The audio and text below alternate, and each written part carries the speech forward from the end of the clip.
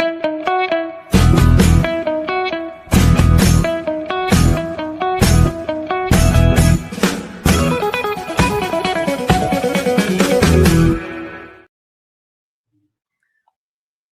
नमस्कार। AKN TV India जो YouTube में देख रहे हैं, आप सबको हमारे बहुत बहुत धन्यवाद और नमस्कार। आज का एपिसोड नंबर 979 है। आज हमारे साथ रचना जी, अच्युता जी और दिलीप जी जुड़े हैं। हम आपको ऐसा समाचार देना चाहते हैं जो आपको प्रिंट, टीवी, डिजिटल मीडिया में नहीं मिलेगा। और हम निवेदन करते हैं, रचना जी आप दिल्ली और यूपी का समाचार हमसे शेयर कीजिए। जरूर राज जी, धन्यवाद। सभी दर्शकों को मेरा नमस्कार। बीजेपी ने सिर्फ 1 साल में पूरी दिल्ली का सत्यानाश करके रख दिया है। इन्हें जनता की जान की कोई परवाह नहीं है। रोजाना कहीं ना कहीं से दुर्घटनाओं की या फिर हत्याओं की न्यूज आ रही है। अभी जो स्कूल के सामने जो एक बच्चे की डेथ हुई थी, स्कूली बच्चे की, तो बर्फ तोड़ने वाला जो सुआ होता है उसको उसके सर में घुसा दिया था। और मतलब सरेआम दिन दहाड़े स्कूल के बाहर ये काम हो रहा है। तो इसका पीछे रीजन ये है कि दिल्ली में धड़ल्ले से नशा बिक रहा है। स्मैक, चरस, गांजा जैसी चीजें बिक रही हैं पुलिस के मिली भगत से। पुलिस उनसे पैसा लेती है और वो नशा करके बच्चों को होश नहीं रहता कि वो क्या कर रहे हैं, कहाँ पे कर रहे हैं, कब कर रहे हैं, और इस तरीके की घटनाएं हो रही हैं। इसके अलावा दुर्घटनाएं हो रही है, कभी तो नाले में गिर के हो रही है, कभी गड्ढे में गिर के हो रही है। अभी पीछे एक बुजुर्ग महिला खुले नाले में गिर गई, उसके सर में खूनम खून हो गई वो, और उसके सर से खून निकला।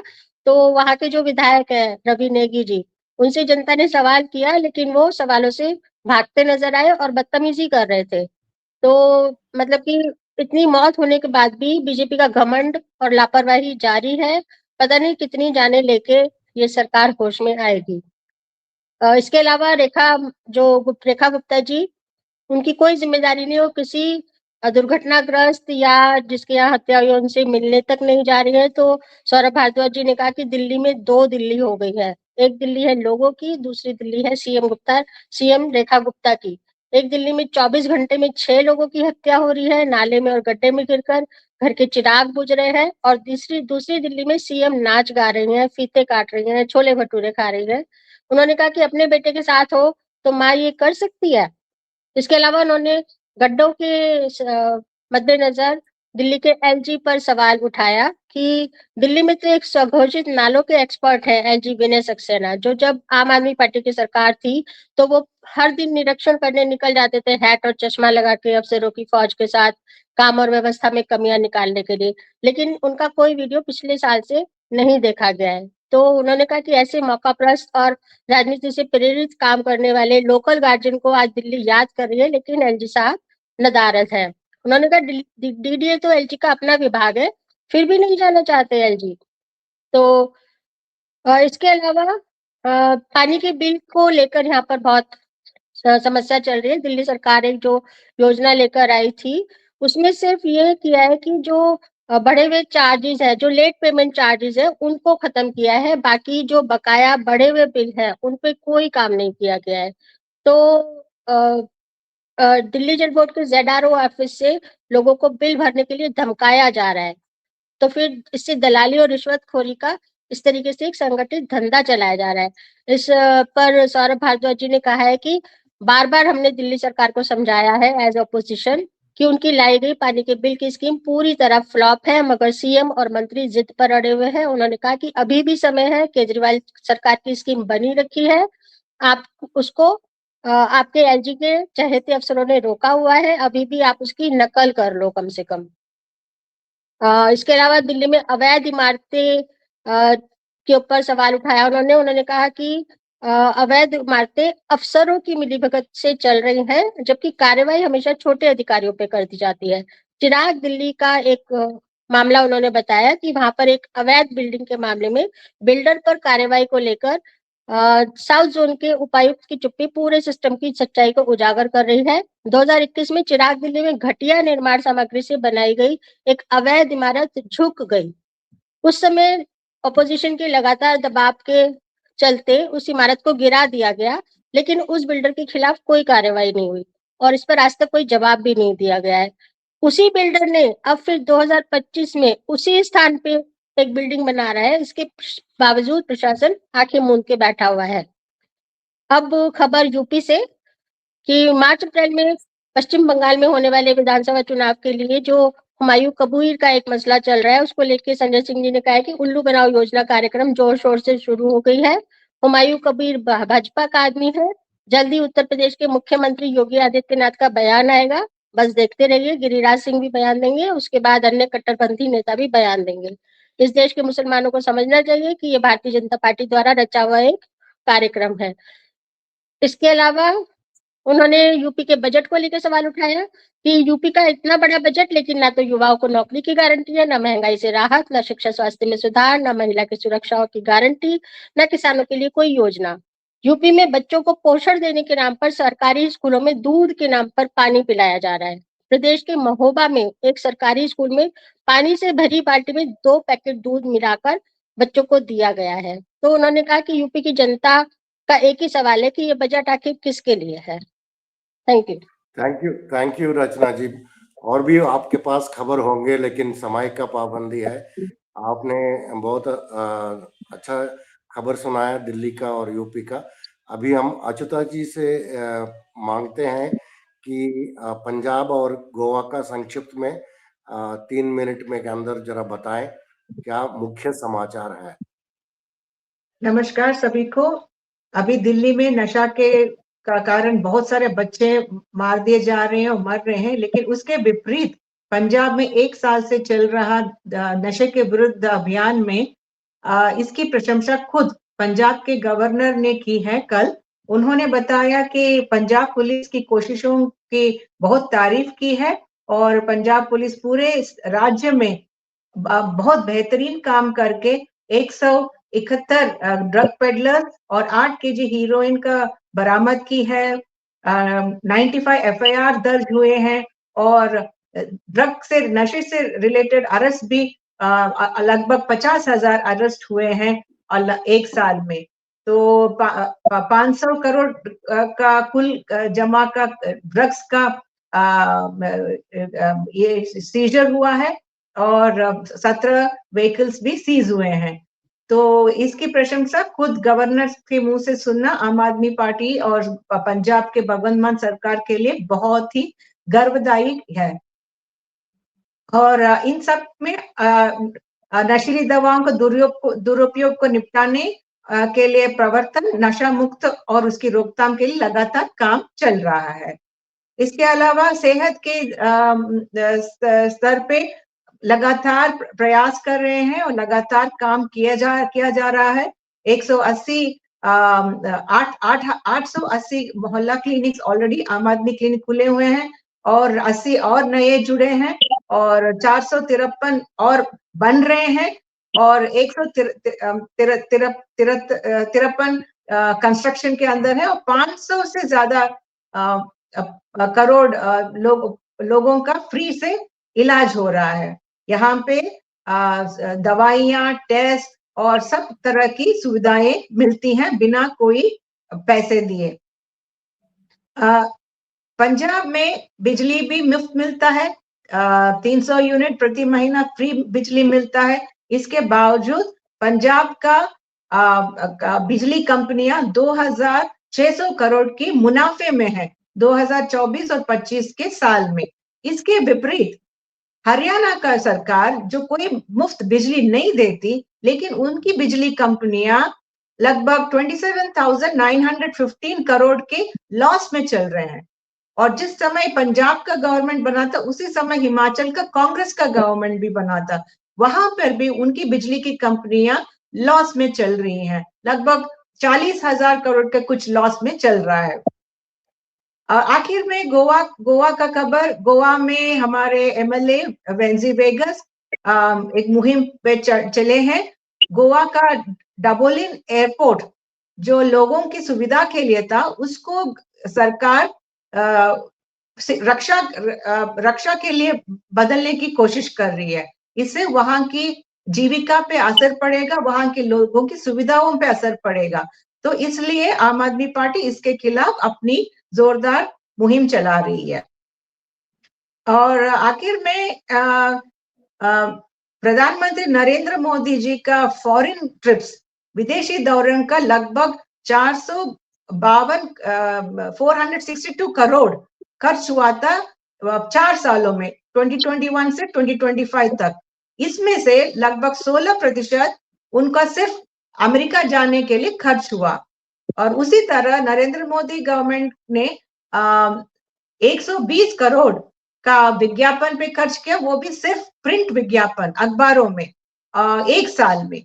और अराउंड 1000 अखबारों में इसमें खर्च हुआ है। और इसमें से सिर्फ 10 बड़े बड़े मीडिया कंपनियों को सबसे ज्यादा एडवर्टाइजमेंट का पैसा मिला है। लेकिन इतना एडवर्टाइजमेंट के पैसा लेने के बाद भी कोई भी अखबार लोगों को मुद्दे नहीं उठा रहा है, ये बहुत दुख की बात है। मेरी तरफ से इतनी खबरें। धन्यवाद। धन्यवाद अच्युता जी, इतना महत्वपूर्ण चीज बताया आपने। आपका जो समाचार में हमको ये चीज बहुत चुभा है, वो हरियाणा का कांग्रेस गवर्नमेंट और पंजाब का आम आदमी पार्टी का गवर्नमेंट का आपने जो कंपैरिजन बताया, जहां फ्री बिजली की देने के बावजूद भी बिजली कंपनियां वहां मुनाफे में है, और ना फ्री बिजली देते हुए हिमाचल में और वो लॉस में चले गए। बहुत बहुत धन्यवाद। और दिलीप जी, आप गुजरात के समाचार देंगे। जी, सभी एकेएन के श्रोताओं को प्रणाम करते हुए गुजरात की मैं न्यूज सुनाना चाहता हूं, जो कि बहुत ही रोचक है और चिंतनीय भी है। आज जो भारत और अमेरिका की जो ट्रेड डील हुई है, उनकी क्या विपरीत परिस्थितियां होंगी, ये उजागर करने के लिए, इसको ध्यान में लाने के लिए हमारे प्रदेश प्रमुख ईसुदान भाई, एमएलए गोपाल इटालिया जी, ब्रिजराज सोलंकी, गौरीबेन देसाई, फिर अपने सामत गढ़वी, ये सब जो भी नेता है आम आदमी पार्टी के, उन्होंने राज्यपाल जी से समय मांगा था। लेकिन दुख की बात यह है कि राज्यपाल जी ने समय आवंटित नहीं किया, और फिर सारी टीम मिलकर के प्रोटेस्ट करते हुए राजभवन, गुजरात का जो राजभवन है, वहां तक गई थी। अब ये ट्रेड डील है, उसका नुकसान व्यापारी लोग को और ये बिजनेस लोग और किसान यहाँ के हैं, उनपे ये विपरीत असर डालेगा। लेकिन दुख की बात यह है कि राज्यपाल जी ने समय आवंटित नहीं किया था, और बाद में जो ईसुदान भाई हैं, इन्होंने अपना मार्च लेकर के अपना विरोध प्रदर्शन भी किया है, अपनी बात भी रखी है। तो ये गुजरात के न्यूज हैं। और आप पता नहीं, राज्यपाल जी गुजरात के हैं, वो भी कहीं ना कहीं बीजेपी की जो इशारे पर चल रहे हैं, ऐसा लग रहा है। ये दुख का विषय है। गुजरात से बस आज इतना ही। सभी को सादर प्रणाम करते हुए जय हिंद, जय भारत। थैंक यू दिलीप, आपने गुजरात का बहुत महत्वपूर्ण बात बताया। अभी हम आपको एक आपकी न्यूज में एक सेक्शन है आवश्यक समाचार। जो समाचार हमसे छुपाया जाता है, ये डिजिटल मीडिया और इलेक्ट्रॉनिक मीडिया, प्रिंट मीडिया से, वो हम आपको बताना चाहेंगे। अभी आजकल हिंदुस्तान में प्राइवेट हॉस्पिटल्स का ऐसा रवैया चल रहा है। टाइम्स ऑफ इंडिया का आर्टिकल बोलता है कि सेम टेस्ट जो है वो बार बार करके बिल दे रहे हैं। सॉरी, जो टेस्ट नहीं किया हुआ है पेशेंट्स को, उसका बिलिंग किया जा रहा है। और सेम सर्जरी जो है 2-2 दफे किया टाइप का बिल्स वो लोग निकाल के दे रहे हैं। ये बहुत ही मतलब शर्मनाक चीज है। प्राइवेट हॉस्पिटल्स पेशेंट्स को फर्जी बिल बना के पैसे ले रहे हैं। दूसरा, पीएम केयर फंड, आपको मालूम होगा, कोविड के बाद ये फंड शुरू किया गया था। वो फंड का कोई जवाबदेही नहीं है। उसमें 1200 करोड़ रुपया जमा हुआ है। उसमें कई सारे गवर्नमेंट सर्वेंट्स और गवर्नमेंट ऑर्गेनाइजेशंस, सभी लोग बहुत भारी रकम दिए हैं। फिर भी वो चीज कोई पब्लिश नहीं होता कहाँ खर्च हुआ है। इसका मतलब मोदी जी का पर्सनल जेब में भी ये पैसा जा सकता है। हम ऐसे सोच भी सकते हैं, क्योंकि इसके बारे में कोई समाचार हमको नहीं मिल रहा। और एनफोर्समेंट डायरेक्टरेट आपको मालूम है कितना जुर्म करती है। अभी उसका फिगर्स आया है अप्रैल 1 2014 से लेके दिसंबर 31 2025 तक जो है बीजेपी गवर्नमेंट का ईडी, उसी का भाग कह सकते हैं हम, उन्होंने 123 लोगों को कन्विक्ट किया है। लेकिन आप चौंक जाएंगे ईडी के केसेस कितने में लगाए हैं। 1135 लोगों के ऊपर वो लोग केस लगाए, लेकिन सिर्फ कन्विक्ट हुआ 123 पीपल। इसका मतलब 10% भी है ही नहीं है। ये पूरा ये एक ऐसा भय का मुहिम चला रहे हैं। सिर्फ ये धमकाते हैं, लेकिन सही एक्यूज को पकड़ते बिल्कुल नहीं है। फिर गुजरात मॉडल का हेल्थ मॉडल कैसा है हम आपको बताना चाहते हैं। ये कॉलेरा का फैलने की वजह से 5 लोगों का जामनगर में हॉस्पिटल के अंदर ही उनका कॉलेरा टेस्ट हो गया है। और ये सभी हॉस्पिटल्स में यही चल रहा है। कोई सुविधा बराबर नहीं है, हेल्थ एंड हाइजीन बिल्कुल नहीं है।